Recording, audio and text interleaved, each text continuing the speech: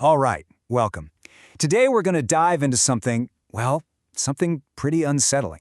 It's a piece of scripture called the Rule of Sacred Avarice, and at its heart is a story, the parable of the thirsty ocean. And let me tell you, this is absolutely not the kind of thing you read at bedtime. So, the story kicks off with this image. It sounds almost poetic, doesn't it? But right away, you can just feel something is off. I mean, the ocean, this symbol of vastness and power, is complaining that it's empty. It's looking at the rivers which are giving life to the land, and it's not happy about it. It's pure envy. It feels like that sweetness, that life, was stolen from it. And so what does the ocean do? It starts to drink. And we're not talking about a sip here. This is total, absolute consumption. The text is so specific. Every river, every stream, and every drop of rain. It takes everything. And the result? The land becomes a husk. Just a dry, brittle, lifeless shell, completely drained of everything it had. And just when you think it can't get any darker, we get the climax. The ocean's greed has a physical consequence. It gets so full, so incredibly heavy with everything it's consumed, that it breaks the very floor of the world. Think about that. Its hunger is so immense, it actually shatters reality itself.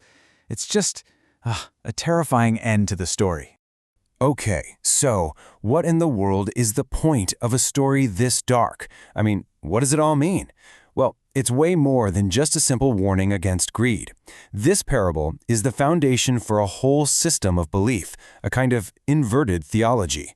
Let's dig into what's really going on behind this tale of consumption. The core idea here has a name: sacred avarice. And yeah, you heard that right. In this worldview, greed, avarice, isn't a sin.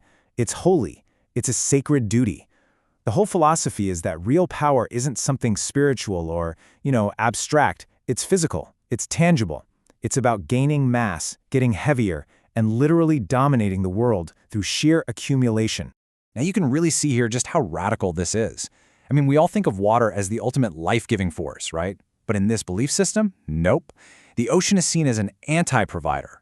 It's basically a giant parasite that sees all the life on land, all those rivers and trees, as thieves. It believes that life was stolen from it, and it's just taking back what is rightfully its own. So let's break down these symbols.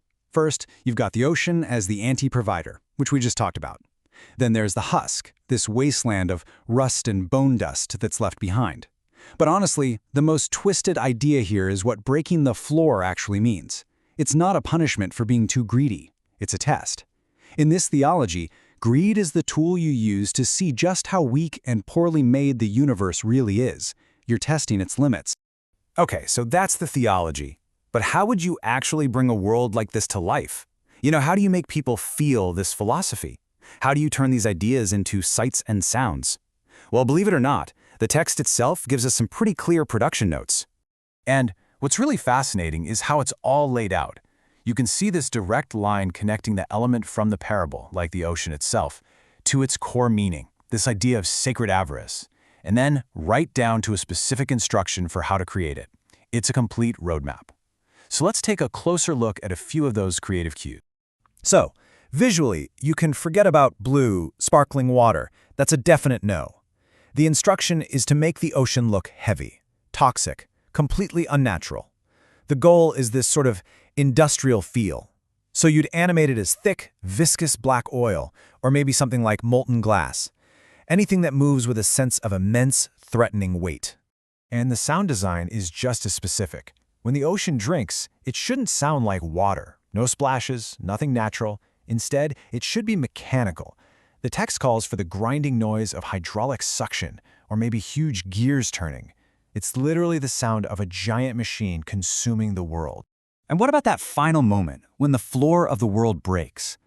The sound for that is just perfect. It's not supposed to be an explosion or an earthquake.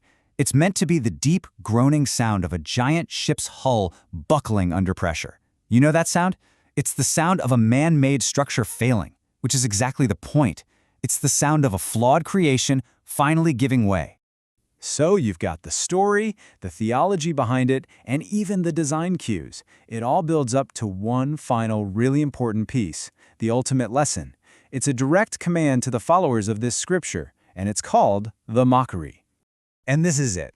It basically says, you know how people tell you that wanting more is a burden? Well, they're wrong. More is the only way to find out what this world is really made of. It's a direct command. Drink until you break the floor.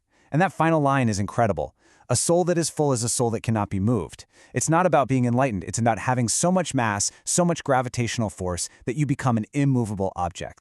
So let's just boil this down. First, you have inverted fullness. Your soul isn't light and free. It's dense. It has gravitational dominance.